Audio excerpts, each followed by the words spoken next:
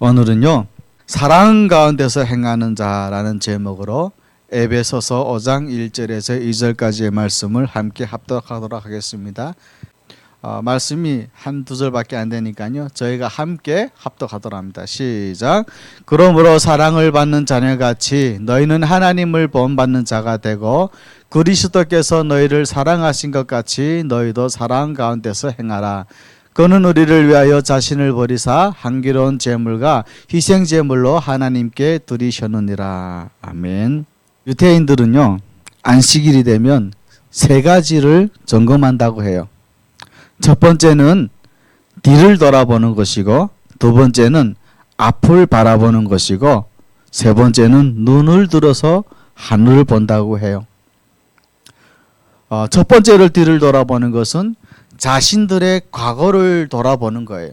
내가 한 주 동안 과연 제대로 인생을 살았는지, 내가 아침부터 저녁 늦게까지 열심히 살아가고 있는데 과연 그 열심은 정당한 것인지, 나는 지금 정직한 인생을 살고 있는지를 돌아보는 것이죠. 자신을 돌아보지 않은 인생은요, 분주하게 움직이지만 별로 되는 일은 없습니다. 그러나 늘 자신을 돌아보면서 사는 인생들은 별로 열심히 사는 것 같지 않아도 일들이 잘 되어지는 것을 우리는 종종 발견하게 됩니다. 두 번째로 앞을 내다본다는 것은 인생의 미래를 꿈꾸며 목표를 향해 나아간다는 것입니다. 어떤 상황에서도 자기 인생의 목표가 있기 때문에 그 미래를 향해서 질주하는 인생을 살게 하는 것입니다. 실제로 미래를 꿈꾸는 사람들은 절대로 어떠한 상황에도 무너지지 않고 좌절하지 않습니다. 어려움이 와도 그 어려움을 돌파해내고야 마는 거죠. 왜냐하면 목표가 있기 때문에 그렇죠. 세 번째는 어찌 보면 이게 제일 가장 중요한 것인데요, 위를 올려다보는 거예요. 이는요, 하나님을 바라본다는 겁니다. 자신을 돌아보아도 자신의 한계와 부족함을 보게 되는 장점은 있는데 자칫 그것이 지나쳐서 자신의 미래를 포기해 버리는 수가 있다는 거예요. 또 위를 보지 않고 미래를 계획하면요, 자칫 그 목표가 잘못된 목표일 수도 있어요. 그러나 눈을 들어서 자주 하나님을 바라보면 그분께서 우리의 잘못된 인생의 목표를 가지지 않도록 수정해 주시고, 또 그 목표를 향해 가는 우리의 인생의 과정 속에서 지치지 않고 갈 수 있도록 도우시는 하나님이심을 확인하게 해준다는 것입니다. 그런 의미에서 오늘 말씀은 지난날 우리들의 삶을 다시 한번 점검해보고 또 내 인생의 미래를 계획하는 데 있어서 꼭 필요한 말씀이에요. 무엇보다도 하나님과 우리들의 관계를 통해서 내가 지금 어떤 존재인가를 확인하게 되는 꼭 필요한 말씀이에요. 그래서 하나님께서 우리들에게 원하는 삶이 무엇인가를 알게 되므로 남은 인생은 잘못됨이 없이 또 흔들림 없이 하나님이 주신 비전을 향해 나갈 수 있을 것입니다. 성경에는요, 우리 그리스도인들을 묘사할 때 다양한 표현이 있어요. 근데 오늘 본문은 우리 그리스도인들을 무엇이라고 표현하냐면 하나님의 사랑을 입은 자다, 이렇게 말을 하고 있습니다. 오늘 본문 1절에서도 보시면 사랑을 입은 자녀라고 말하고요, 또 2절에서도 보시면 그 사랑이 어떤 사랑인가를 쓰는데 그리스도께서 우리를 위해서 자신을 버리사 향기로운 제물로 하나님께 드리셨다, 이렇게 말하고 있다고 하는 것입니다.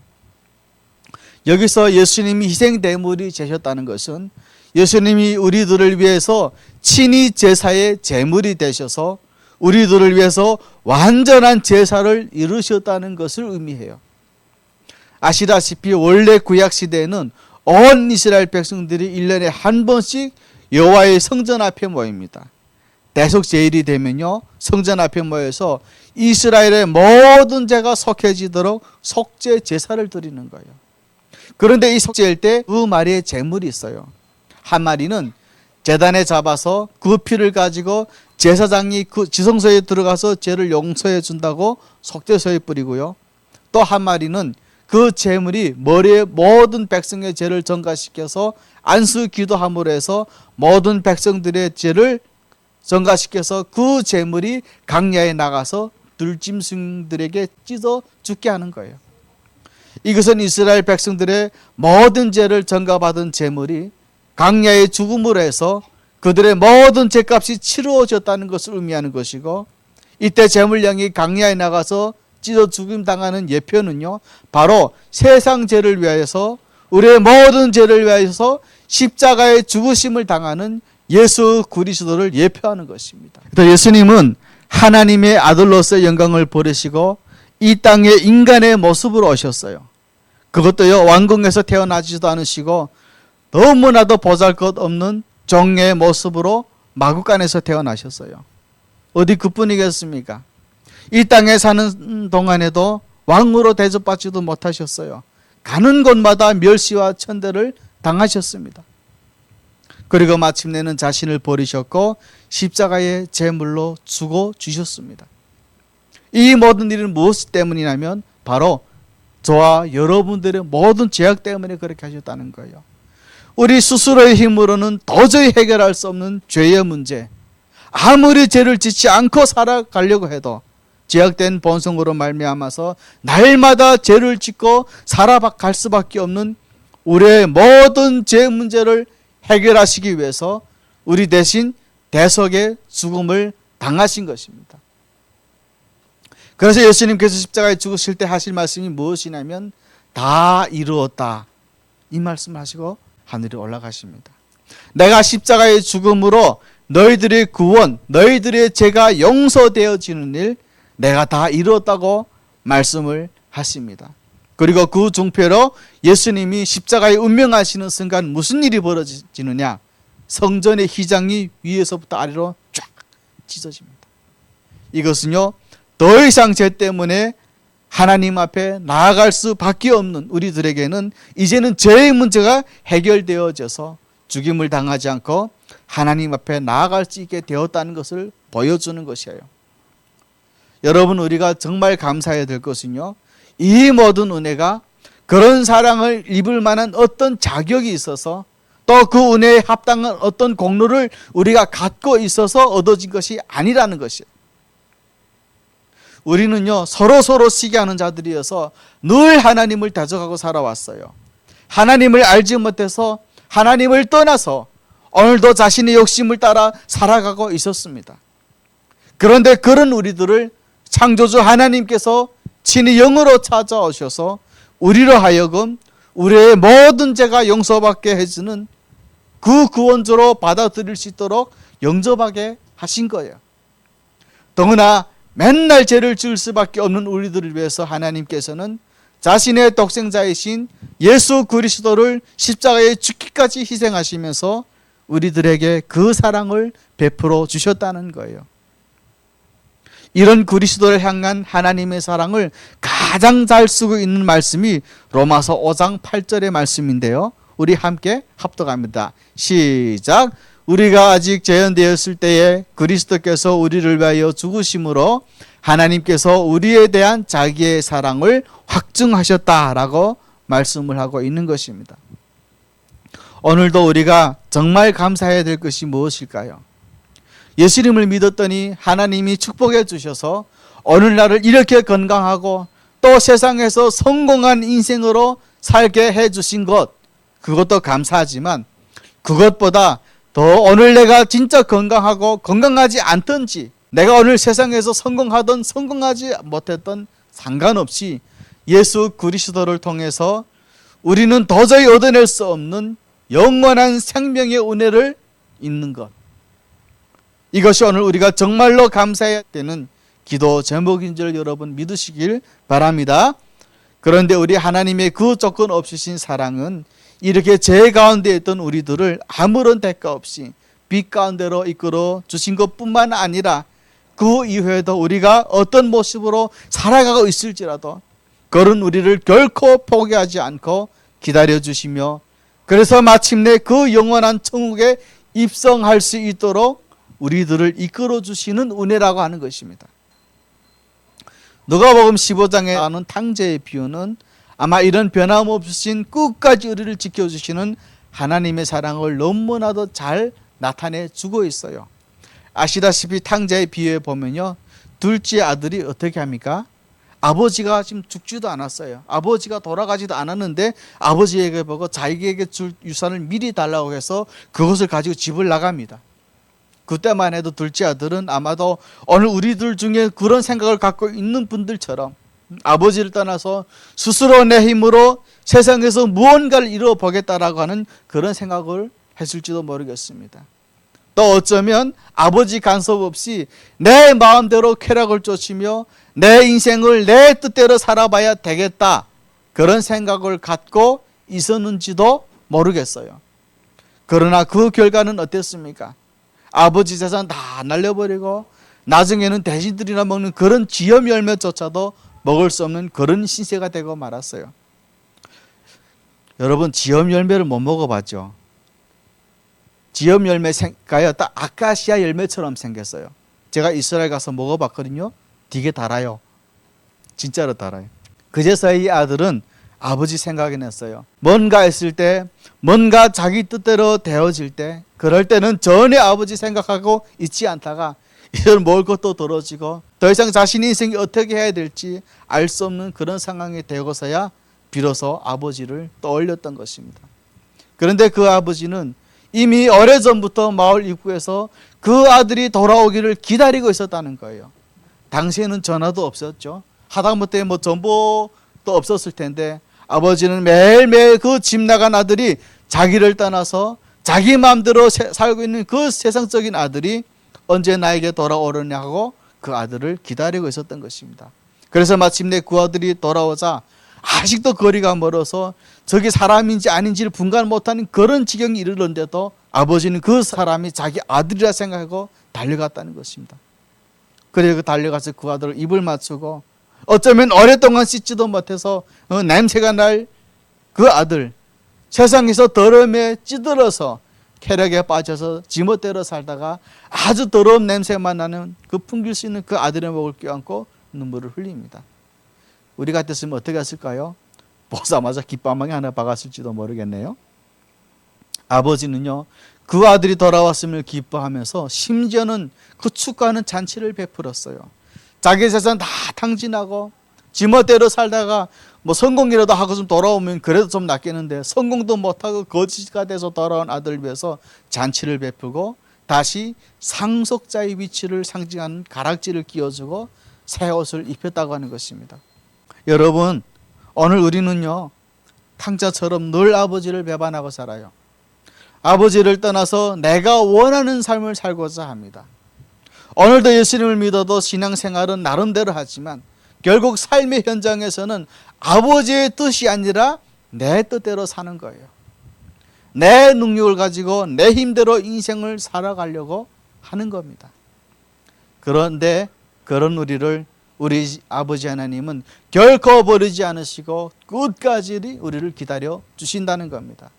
저는 이 누가복음 15장의 이야기처럼 우리를 향한 하나님의 변함없는 사랑을 잘 표현해 주는 성경 구절도 아마 없는 것 같아요. 그런데 여러분, 우리에게는 이런 변함없으신 하나님의 사랑이 있다 할지라도 그렇다고 해서 우리들이 또 방탕한 삶을 살아서는 안 된다고 하는 것입니다. 왠지 아세요, 여러분? 하나님께서는 우리가 비록 방탕한 삶을 산다 할지라도 그런 우리를 절대 포기하지 않으시고 끝까지 지켜주시겠지만 적어도 우리에게 그런 변함없는 사랑을 주신 목적이 있기 때문이라고 하는 거예요. 그것은 그 사랑을 받은 우리 역시 그 사랑을 세상 가운데서 나타내며 살기를 원하시는 것입니다. 오늘 보면 1절에 한번 다시 보시면요, 사랑을 입은 자녀같이 너희는 하나님을 본받는 자가 되라. 그래서 그 본받는 자가 돼서 뭐 하는 거냐? 2절에 보면 너희도 그 하나님의 사랑을 나타내는 자로 살아가라는 것입니다. 하나님의 사랑을 받은 우리에게 하나님이 요구하시는 것은요, 하나님을 본받는 자가 되는 거예요. 그런데 아세요, 여러분? 하나님이 우리에게 요구하시는 하나님을 본받는 자가 된다는 거, 이것을 알고 보면요, 정말 엄청난 거예요. 이것을 우리는 책임이라고 하는 차원에서 이 말씀을 받아들이면 이 말씀이 되게 굉장히 부담스러워요. 아니 하나님, 내가 어떻게 하나님을 본받는 자, 하나님 같은 사람이 된단 말입니까? 그런데 기억하세요. 하나님께서는요, 결코 우리가 감당할 수 없는 일, 우리의 연약함과 우리의 체질을 다 아신 하나님께서 되지도 않은 일, 우리가 도저히 할 수도 없는 그런 일들을 명령하시지 않으신다는 거예요. 그런데 이 말씀을 책임으로 받아들이면 하나님께서 괜히 나를 자녀로 부르시더니 결국에는 내 인생 내 마음대로 살지도 못하게 하고 굉장히 부담스럽다고 생각하게 될 수밖에 없다고 하는 것입니다. 그러나 이 명령의 말씀은 우리들에게 부담을 주려고 주시는 말씀이 아니에요. 이 말씀은요, 여러분, 조그만 좀 각도를 달리해서 생각해 보면 이 말씀은 하나님의 사랑을 입은 우리들이 하나님의 사랑으로 살아갈 수 있도록 하나님을 본받는 자가 되는 것, 그것을 하나님이 하시겠다는 약속이라고 하는 거예요. 사실 지금 이 순간에도요, 하나님은 우리들이 정말 하나님의 본받는 자가 되어서 하나님의 사랑을 나타내는 자가 되어지도록 돕고 계세요. 사실 우리들이 잘 몰라고 있을 뿐이죠. 우리들의 삶의 매 순간순간 그것이 좋은 일이든 나쁜 일이든 그것이 축복된 일이든 고통스러운 일이든 그 모든 삶의 과정들이 하나님이 연약한 우리들을 도우셔서 이 약속이 이루어지도록 이끌어가고 계시는 과정이라고 하는 거예요.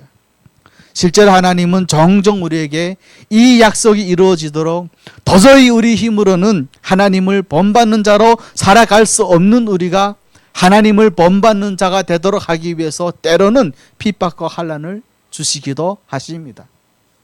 여러분, 누가 핍박과 환난을 좋아하겠습니까? 그래서 우리는 핍박과 환난이 오면요, 습관적으로 이런 생각을 합니다. 신앙생활을 잘하는데 왜 이런 고난이 올까? 그래서 우리는 그런 핍박과 환난 가운데 있는 자들을 은근히 판단하고 정죄를 해요. 여러분, 이 말은 원리적으로는 맞지만 항상 맞는 것은 아닙니다. 왜 그러냐면 우리들의 현재 모습과 상관없이 하나님은 또 오늘도 우리들을 다 하나님이 본받는 자가 되도록 하나님의 뜻을 이루어가는 삶의 자리로 이끌어 갈 수 있도록 오늘도 우리들의 인생을 그렇게 이끌어가고 계시기 때문에 그렇습니다. 이스라엘 백성들은요, 애굽에서 많은 핍박을 당했어요. 오랫동안 노역에 시달려야 했고요, 급기야는 아들을 낳으면 죽임을 당하는 어려움을 겪어야만 했죠. 그런데 아세요, 여러분? 이들에게 이런 핍박이 없었다면, 이런 환난이 없었다면 결코 그들은 하나님께 고통 부르짖지 않았을 것입니다. 오늘 우리들에게도 마찬가지라는 거예요. 특히 우리 탈북민들에게 이런 고통은 어찌 보면 두 번 다시 기억하고 싶지 않은 뼈까지 아픈 고통이지만, 이런 환난과 고통이 없었다면 과연 우리가 하나님을 만날 수 있을까요? 하나님 앞에 우리가 나올 수 있었을까? 초기 기독교가 부흥해 갈 때 하나님은요, 예루살렘 교회에 갑자기 핍박이 있도록 하셨어요. 여러분 생각을 해보세요. 예루살렘 교회가 성장하고 있다면 핍박이 오히려 없도록 해줘야 되는데 더 예루살렘 교회가 성장하지 못하게 하셨다는 겁니다. 그런데 하나님은 어떻게 하신지 아세요? 생각지도 못하게 예루살렘 교회에 핍박이 있게 하셨고, 그것 때문에 오히려 흩어지게 하셨고, 흩어진 초대 교인들을 통해서 예수님의 복음이 아시아를 넘어서 유럽에까지 확산되게 하셨다는 것입니다. 그것이 바로 오늘 하나님께서 하신 일이라고 하는 거예요. 그렇기 때문에 오늘 우리 모두는 다시 한번 생각해야 됩니다. 고통의 자리에 있을 수는 있을지라도 우리는 결코 좌절의 자리에 있어서는 안 된다는 겁니다. 우리에게 일어나는 어떤 일도 결국에는 우리에게 유익이 되게 하시는 것으로 결론 지어질 것이며, 우리 모두가 하나님을 더 본받는 자로 완성시키기 위한 하나님의 계획이기 때문에 그렇습니다. 그럴 때 우리는 어떤 고통 속에서도 소망을 잃지 않고 오히려 기쁨 가운데서 하나님이 원하시는 삶을 향해 전진할 수 있는 것입니다. 이런 은혜가 우리 모두에게 있기를 간절히 축원합니다. 우리들의 삶의 상황에 분노하고 절망하고 무너져 있는 것이 아니라 이 모든 일들이 결국은 하나님을 더 본받는 자가 되도록 하나님이 하시는 일로 받아들여질 수 있기를 주의 이름으로 축원합니다. 그렇다면 우리는 도대체 어떻게 그 하나님의 사랑을 세상에 나타나면서 살 수 있을까요? 하나님의 사랑으로 살아가려면 가장 먼저 해야 될 일이 하나 있죠. 참된 자아를 발견함으로 해서 자기 스스로를 사랑할 수 있어야 된다는 겁니다. 자신을 사랑하되 있는 모습 그대로의 자신을 사랑할 수 있어야 된다는 겁니다. 왜 그럴까요? 내가 나를 인정하지 않고 내가 나를 받아들이지 않으면 진정으로 다른 사람들을 사랑할 수가 없어요. 나조차 있는 모습 그대로 받아들일 수 없는데, 나도 나를 인정하지도 않고 나도 내가 마음에 안 드는데 어떻게 남을 인정하고 어떻게 남을 받아들이고 어떻게 남을 사랑한다는 말인가? 그러나 나를 있는 모습 그대로 받아들일 수 있다는 것은 나는 이제 더 이상 남의 것이 부럽지 않다는 것을 의미하는 것이고요. 그것은 내가 지금 축복하고 있는 저 사람도 그가 진정 축복받기에 마땅한 자라고 생각하기에 축복하게 되는 증거가 된다는 것입니다. 여러분, 만약에 내가 나를 인정하지 않는다면 우리는요, 남이 가진 것들을 내가 부러워하고 있다는 것을 가지고 나서야 비로소 다른 사람을 사랑할 수 있고 축복할 수 있는 것입니다. 나를 인정하지 않으면서, 나를 사랑하지 않으면서, 내 스스로가 나를 받아들이지 않으면서 남을 축복한다? 여러분, 그것은 가식이고 위선입니다. 나는 이렇게 부족하지만 오히려 남을 축복할 수 있는 여유가 있는 사람인 것을 보여주고자 하는 또 다른 과시욕일 뿐이라는 겁니다.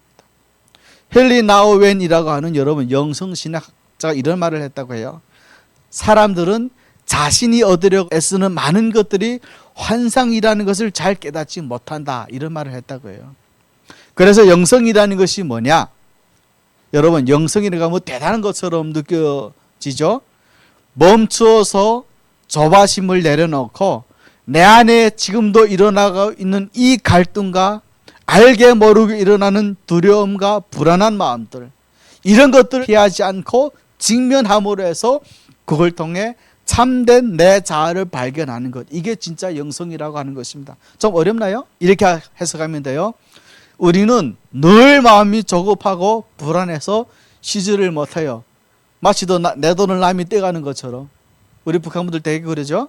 그러나 잠시 멈춰서서 내 안에서 일어나는 갈등과 두려움, 그리고 불안한 마음들을 억누르지 말고, 억누르란 소리가 아니에요. 억누르지 말고 피하지도 말고 정직하게 나 자신과 마주해야 된다는 거예요. 그래서 그런 과정을 통해서 진짜 나 자신이 하나님이 사랑하시는 참된 나를 발견할 수 있게 되는 것입니다. 이게 여러분 진짜 영성이고요, 하나님과의 관계 속에서 살아가는 우리들의 삶이라고 하는 겁니다. 그런데 안타깝게도 오늘날 많은 그리스도인들은 신앙생활을 해요. 오늘처럼 이렇게 예배에 나와서 예배 자리에 나와서 예배 드리죠. 그런데 평소의 삶은요, 생존과 안위를 위해서 너무나도 분주하게 살아간다는 거예요. 오늘의 열심은 자칫 하나라도 잃지 않겠다고 하는 집착일 수 있고요, 내일의 빡빡한 나의 일정이 어째 여전히 내가 모든 것들을 내 힘으로 이루어내 보겠다고 하는 그런 착각일 수도 있다는 것입니다. 이런 삶 가운데서 결단코 참된 자아를 여러분 발견할 수 없습니다. 내 참된 자아를 발견하게 되면 우리는 진짜 나를 사랑하게 되었고요, 지금 이 순간 우리들 스스로가 마음에 안 들고 스스로가 불만족스러울 수도 있어요. 나 자신도 스스로 나 자신을 받아들이기가 어려울 수도 있어요. 그래서 하나님 우리들을 사랑하시고 계시다는 것을 잘 못 느낄 수도 있어요. 그런데 여러분, 지금 우리들은 진정한 자아를 발견하지 못하신 분들이 그렇다는 겁니다. 진정한 자아를 발견하지 못하면 결코 다른 사람을 사랑할 수도 없고요, 사랑하는 척 하지만 그것은 위선이고 착각이라는 거예요. 참된 자아를 발견하는 사람들은요, 가장 먼저 특징이 있어요. 뭐냐면요, 자신을 위장하려고 하지 않아요. 가면을 벗어 던져요. 자신의 인생의 껍데기를 던져버린다는 말이죠. 그래서 다른 사람들이 나를 어떻게 생각하는가가 더 이상은 중요하지 않아요. 내가 어떤 직업을 갖고 살아도, 내가 어떤 포지션에 있어도, 내가 어떤 상황 속에서도 그것이 부끄럽지가 않다는 겁니다. 그래서 오늘도 내가 바라고 소망하는 것들 이뤄내기 위해서 내가 정한 인생의 목표를 이뤄내기 위해서 분주한 삶을 살지 않아도 된다고 하는 것입니다. 왜냐하면 이미 내 자신의 모습에 만족하고 있기 때문에 그래요. 이미 하나님이 나를 너무 사랑한다는 걸 알고 있기 때문에 그래요. 자신이 얼마나 하나님 앞에 귀중한 존재인지를 깨닫기에 그분들은 자신에 대해서 더 이상 확대하지 않습니다. 자기를 있는 모습 그대로 받아들이고 하나님 나에게 살게 하신 그 삶의 정황에 만족하며 오늘도 자신의 삶을 남의 삶이 아니라 남이 바라보고 남이 기대하는 삶이 아니라 자신의 삶을 살아가게 된다는 것입니다. 여러분, 저는 콤플렉스를 어떻게 극복하는지 아세요? 나의 그 절망적인 상황이 저도 있을 거잖아요. 고통스러운 상황이 있을 거잖아요. 그런데 하나님과의 깊은 만남을 통해서 내 자아를 발견하게 되니까요, 하나님 앞에 서 있는 내 자신을, 하나님이 얼마나 나를 사랑하는 존재인가를 발견하게 되면 더 이상 그런 것들이 힘든 일이 아니더라는 겁니다. 그래, 뭐 없으면 없는 대로 가는 거지, 뭐 있으면 있는 대로 나누는 거지, 뭐 이런 생각을 우리가 갖게 되더라고요. 오늘 저는 여러분들에게 도전을 하라고 말씀을 지금 드리는 거예요. 여러분들이 지금 진정한 여러분들의 자아를 발견하셔야 됩니다. 신앙생활을 10년, 20년, 40년, 50년 해오고 있지만 아직도 진정한 자아를 발견하지 못해서 내가 하나님 앞에 얼마나 사랑받는 존재인지를 알지 못해서 오늘도 그저 불평 속에서 불편한 마음을 가지고 그런 분주한 삶을 열심히 살아가고 있지는 않으신지 여러분 자신을 한번 돌아보시기를 바랍니다. 그러므로 인해서 다시 한번 여러분들의 진정한 자아를 발견하시는 여러분들 되시기를 바랍니다. 그래서 여러분들 얼마나 하나님께 사랑받는 존재인가를 발견할 때 우리는 더 이상 우리를 치장하려고 포장하려고 하지도 않을 것이고, 진정으로 가식이 아니라 위선이 아니라 남에게 더 잘 보이려고 사랑하고 남을 축복하는 것이 아니라 진실된 마음으로 우리들의 마음을 열고 사랑과 축복을 나타내게 될 줄로 여러분 믿으시길 바랍니다. 두 번째로 하나님의 사랑으로 산다는 것은 결국은 나와 전혀 다른 사람도 받아들이고 용납할 수 있는 넓은 마음을 가지는 것입니다. 사실 하나님의 사랑을 확신하게 될 때 우리는요, 자신의 연약함에 대해서 더 이상 감추려고 하지 않아요. 왜 그럴까요? 그것이 더 이상 내 인생의 아픔이 되지 않기 때문에 그래요. 그런데 반면에 오늘도 또 뭔가 감추고 싶어하고 또 이것만큼은 절대 드러나지 않기를 원한다는 거예요. 그렇다면 그런 분들은 아직 자신의 자아를 발견하지 못했다는 겁니다. 아직도 뭔가를 감추고 싶다면 그런 분들은 아직 하나님이 우리들을 얼마나 사랑하고 있는지를 확신하지 못하고 있는 것이고, 그것은 여전히 교회에서 봉사를 열심히 하고 신앙생활을 열심히 해가고 있지만 아직도 자아를 발견하지 못했다는 증거인 것입니다. 그리고 그런 사람은 결단코 다른 사람들을 받아들일 수가 없어요. 여러분 생각해 보세요. 내 자신도 못 받아들이고 있는데 어떻게 다른 사람의 부족하고 연약한 모습을 받아들일 수가 있겠습니까? 실제로 자신을 인정하고 싶지 않을지라도 있는 모습 그대로 자신을 받아들이는 사람들은요, 남의 모습도 있는 그 모습 그대로 받아들입니다. 자신의 모습을 받아들이지 못했기 때문에 다른 사람들을 자신이 생각하는 모습으로 바꿔놓으려고 해요. 그런데 그게 뜻대로 됩니까? 그러나 결국은 뜻대로 되지 않는 그런 현실 속에서 그런 모습을 갖고 있는 그 사람들 때문에 마음이 불편하고 힘들게 되어 있는 것입니다. 오늘도 우리들이 주변에 있는 가족들 지체가 불편하고 힘든 이유는 참된 자아를 발견하지 못했기 때문에 그런 거예요. 어느 한 수도원에서 수도원 원장님이 제자들하고 한 열흘 동안 금식기도를 했대요. 그래 금식기도 하는 가정이 아마 어느 시장을 지나가는데 그 시장에서 죽을 팔았나 봐요. 한 수도승이 너무 배가 고프니까요, 찌가다가 들어가서 그 죽을 막 퍼먹었대요. 근데 들키지나 말 거지. 하필이면 그 제자들한테 들켜버렸어. 그러니까 그 제자들이 딱 보는데 이쁘게 봤을까요? 경멸의 눈으로 봤을까요? 그래, 지들은 지금 금식하고 있는데 저 나이 어린 놈이 들어가서 지금 죽을 퍼먹고 있으니까. 그렇다면 여러분, 그 수도원 원장님은 어떻게 했을까요? 이 수도사라는 놈이 열흘도 금식 못하냐 이렇게 훈계했을까요? 아니에요. 원장님이 어떻게 한지 아세요? 딱 보시더니, 눈 마주치더니 바로 본인이 그 자리에 들어가 앉으면서 너도 배고팠지? 나도 배고팠어 하고 죽을 막 퍼드시더래요. 그러니까 그 따라갔던 제자들이 다 같이 희생해서 죽을 열심히 먹었다고 합니다. 반대편에 있을 때 생각해 보세요. 그 고독한 제자라고 하면 수도승이라면 충분히 우리가 책망하고 혼낼 수도 있는데 책망하고 판단하고 경계하는 것이 아니라 오히려 그 제자의 모습으로 건너가 주물로 인해서 제자의 마음을 어둠에서 다시 빛으로 이끌어낸 실화죠. 나와는 생각이 다를지라도 받아줄 수 있는 넓은 마음이 있다면 이것이 여러분 곧 하나님의 사랑이 되는 겁니다. 결국은요, 기다려주고 참아주고 또 그리고 연약한 자의 아픔을 정죄하고 판단하는 것이 아니라 감싸 안아줄 때 훨씬 더 많은 변화의 역사를 우리는 경험하게 된다는 것입니다. 여러분, 다윗이 골리앗과 싸우기 전에 그의 형 엘리압을 다윗이 전쟁터에서 만납니다. 그때 엘리압이 막내인 다윗에게 뭐라고 하냐면, 네가 지금 여기가 어딘 줄 알고 왔냐고, 네가 지금 형들은 생명을 바치고 싸우고 있는데 이 전쟁터를 구경 삼으러 왔냐고 핀잔을 줘요. 그때 만약 다윗이 그 형의 시비 거는 것에 대꾸했다면, 그 말에 대꾸했다면 틀림없이 싸움이 났을 거예요. 그리고 결국 그 다윗은 골리앗과의 싸움은 해보지도 못하고 형과의 싸움으로 말미암아 전력을 다 빼고 말았을 겁니다. 여러분, 사탄은요, 아군끼리 싸우게 만들어요. 어설픈 아군을 통해서 분나게 만들고 포기하게 만들어서 결국에는 사탄과의 싸움은 시작도 못하게 만드는 것, 그것이 바로 사탄의 전략인 거예요. 우리의 적은요, 공동체 안에 있는 어설픈 형제가 아닙니다. 우리들 주변에 앉아있는 부족해 보이는 지체가 아니에요. 바로 영적인 사탄이라고 하는 것입니다. 우리가 공동체 안에 연약한 형제가 싸우고 있으면 그것은 결국 사탄의 전략에 속고 마는 거예요. 이 땅에 얼마나 많은 교회들이요, 이런 사탄의 전략에 넘어가서 갈등하고 분열하고 깨어린지 모릅니다. 그것을 막는 방법은 이 길밖에 없죠. 넓은 마음으로 받아들이는 거예요. 용납하는 자리까지 나아갈 수 있는 것입니다. 여러분, 평생을 인도에서 봉사했던 마더 테레사 수녀님이 유명한 말을 했어요. 여러분, 마더 테레사 수녀님 아시죠? 검색해 보세요. 유명한 분입니다. 뭐라고 말했냐면, 사랑할 만하니까 사랑하는 것은 사랑이 아니다. 그것은 누구나 하는 사랑이다.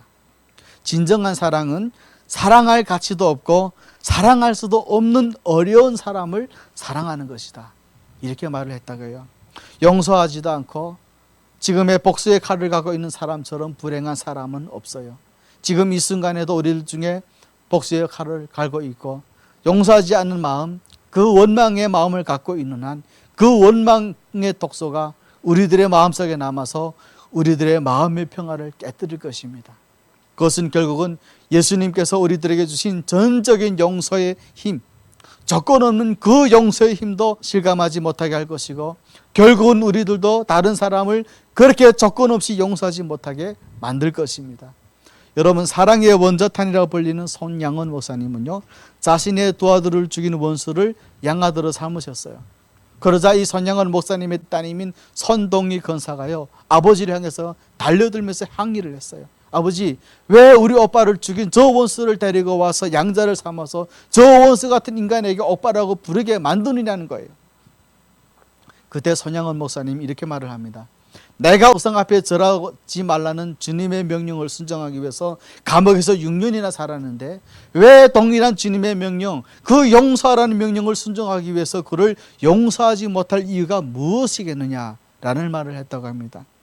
여러분, 진정한 사랑은 남을 받아들이는 거예요. 내 마음의 자리를 열고 연약하고 부족한 그 지체를 내 마음의 자리로 받아들이는 것입니다. 그것이 여러분 진정한 사랑이라고 하는 거예요. 그저 돈 몇 편 지어주고 내 할 일 다 했다, 너희가 돈으로 도와줬으니까 너에게 사랑 베풀었다, 이런 걸로 끝나는 것이 아니라 아무리 많은 돈을 줬어도 우리들의 마음으로부터 그를 받아들이지 않는다면 그것은 진정한 사랑이 아닌 것입니다. 마지막으로 진정한 사랑은 남을 위해 자신을 희생하는 것입니다. 요한일서 3장 17절 18절 말씀 우리가 함께 합독합니다. 시작. 누가 이 세상의 재물을 가지고 형제의 금피밥을 보고도 도와줄 마음을 닫으면 하나님의 사랑이 어찌 거하겠느냐. 자녀들아, 말과 혀로만 사랑하지 말고 행함과 진실함으로 하자. 그리스도의 사랑을 받은 자의 하나님을 본받는 모습은요, 결국 남을 위해서 실질적으로 나의 시간을, 나의 물질을, 나의 지능을 희생하는 겁니다. 말로만 사랑합니다. 말로만 주님을 사랑합니다. 말로만 형제를 사랑합니다가 아니라 실제로 그 사랑을 나의 시간을 내서 나의 재능을 써서 혹은 또 내 물질을 써서 희생하는 것이래요. 여러분, 희생이라는 단어의 뜻이 뭔지 아세요? 희생이라는 단어의 사전적 의미는요, 다른 사람을 위해서 자신의 것을 버리는 것이다 이렇게 되어 있어요. 그런데 희생이라고 하는 파이스라는 단어의 진짜 뜻은 그게 아니라 제물이라는 뜻이래요. 예수님께서 우리를 위해서 스스로 속죄의 제사로 제사의 제물이 되셨던 것을 말하는 것입니다. 그런데 여러분, 그 예수님의 속죄 제사에 드려진 제물에는 아무런 대가가 없었어요. 그러나 그 희생이 결국은 온 인류를 구원해냈고 오늘 이 자리에 앉은 우리 모두를 구원해냈습니다. 마찬가지예요. 오늘도 우리가 하는 사랑은 결국 아무런 대가 없이 나를 희생하는 사랑이에요. 나는 손해 하나도 안 보면서 하는 사랑, 그것은 여러분 가짜 사랑이겠죠. 내가 받은 사랑을 기억함으로 조건 없이 나의 것을 손해 좀 보면서 하는 사랑이, 그것이 희생이고 진정한 사랑이라고 하는 것입니다. 그런데 희생을 하고 있을 때 기억해내야 될 것이 하나 있어요. 하나님께서는 우리의 모든 이 희생을 보고 계신다는 겁니다. 내가 비록 손해보는 것까지 느껴지고 내가 바로 피해보는 것이 느껴질 수 있겠지만 그 모든 것들을 하나님께서 보고 계신다는 거예요. 그래서 그 희생으로 말미암아 우리들이 혹여 어려움에 처하게 되면 결코 그 어려움에 방치하지 않으신다는 거예요. 전혀 생각지도 못했던 방법으로 여러분 우리들을 돕고 계신다는 것을 꼭 기억하시기를 바랍니다. 그래서 로마서 8장 31절 32절에 보시면 이런 말씀이 있는데 우리 함께 합독합니다. 시작. 그런즉 이 일에 대하여 우리가 무슨 말하리요? 만일 하나님이 우리를 위하시면 누가 우리를 대적하리요? 자기 아들을 아끼지 아니하시고 우리 모든 사람을 위하여 내주시니가 어찌 그 아들과 함께 모든 것을 우리에게 주시지 아니하겠느냐. 필요하다면 하나님은 반드시 우리들의 조건 없는 희생을 우리들이 생각지도 못한 방법으로 갚으실 거라는 겁니다. 어쩌면 더 많은 것으로 갚으실 거라는 거예요. 그리스도의 사랑은 아무런 자격도 없고요, 공로도 없는 우리들을 위해서 그야말로 아무런 대가 없이 자신의 가장 소중한 생명을 희생한 사랑이라는 것을 여러분 우리는 꼭 기억을 해야 됩니다. 말씀을 뵙겠습니다. 바보 의사이면서도 성자라고 불려주셨던 장기러 박사님이라고 있어요. 그분에 대한 일은 정말 무수하죠. 장기러 박사님은요, 북한에서 오신 분이에요. 이분이 어느 생활 어려운 사람이 퇴원을 해야 되는데 돈이 없어서 막막해하고 있으니까 그것을 눈치채시고서 몰래 그 환자가 그 병원을 도망칠 수 있도록 길을 열어주셨다고 해요. 그러면서 이렇게 말을 합니다. 제가 밤에 뒤에 문을 열어놓을 테니까 어서 집으로 가세요. 병이 나으려면 뭔가 잘 먹어야 되는 환자들을 위해서는 간호사에게 처방을 이렇게 써주는데 뭐라고 써있냐면 이 환자에게 닭 2마리 값을 내어주세요 라고 이렇게 처방전에 썼다고 합니다. 지금은 뭐 닭이 하도 많아서 그게 뭔 소리가 희귀할 수도 있는데 그때 예전에 당시는 대한민국도 살기 어려웠었어요. 부산 이제 보건병원 원장을 지냈던 그분이 세상을 떠났을 때 그에게는요 방 한 칸도 없었다고 해요. 자신의 소유를 다 가난한 사람들에게 다 나눠줬기 때문에 없는 거죠. 그러면서 그는 이런 말을 남겼다고 합니다. 바보라는 말을 들으면 그 인생은 성공한 것이다. 그리고 인생의 승리는 사랑하는 자에게 있다. 그는 평생 가난했지만 다른 사람들을 부유하게 만들었고요. 그는 평생 집 한 채 없이 살았지만 다른 사람들에게는 따뜻한 사랑을 베풀었다고 해요. 그리고 이제 뇌경색으로 반신을 쓸 수 없는 그런 상태가 되었지만 마지막 순간까지 무어촌 진료를 다녔다고 합니다. 여러분, 기독교의 본질은 사랑이고 그 마지막은 용서입니다. 탕자의 비유에서 보여주신 그 사랑의 극치도 결국 용서받을 수 없는 아들을 용서하는 것입니다.